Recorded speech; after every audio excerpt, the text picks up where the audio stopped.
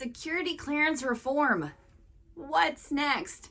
That was our top article over at clearancejobs.com last month, an update about Trusted Workforce 2.0 implementation guidance and what we can expect for the security clearance process moving forward. It's a key evolution in the way background investigations are taking place.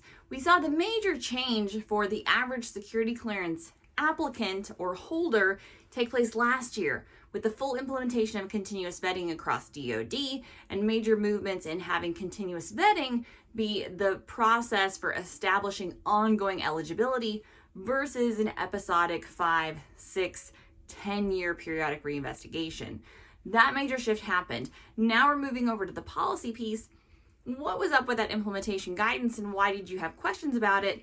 I think there's still a lot of folks wondering what's going to be next in terms of that reform effort, which is why that article performed well. And you can find all of that in that 30-page implementation guidance, which you can read over at clearancejobs.com. And the key takeaways from that implementation guidance are saying, hey, the Performance Accountability Council released this guidance to federal agencies. Now it is on those agencies to create the frameworks to make this iteration of reform happen. What does that look like? It looks like establishing a budget for this process. It looks like accountability for metrics. It looks like, one of my favorite DoD words, creating a belly button, a person in charge of the process within those agencies. Who is your Trusted Workforce 2.0 person or point of contact? But basically saying, hey, agencies, you've got to create a framework for this.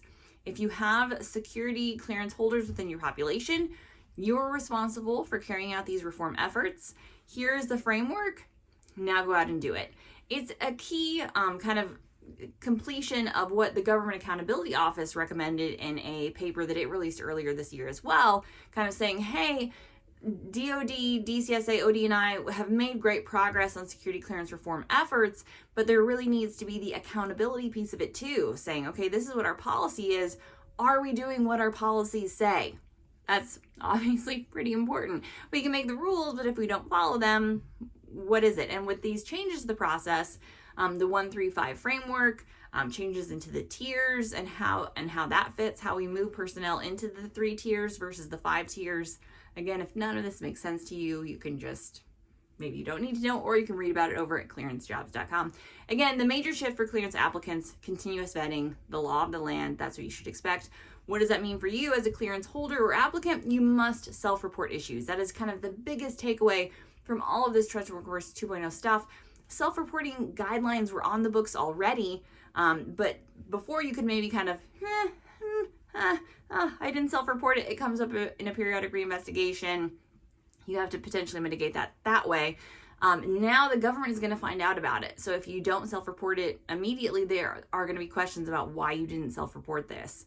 And ignorance is not always a great excuse for not following the policy. So know what you need to self-report as a clearance holder. If you're responsible for a personnel security program, make sure your folks know what they need to self-report and have an avenue for doing so. That's mission accomplished. The next stage, again, this policy piece, kind of creating the guidelines, the frameworks, the accountability, and beloved metrics around how the programs are actually taking place. So again, for more on reform and what we can expect in the coming year and how agencies are making this happen, definitely visit us over at clearancejobs.com.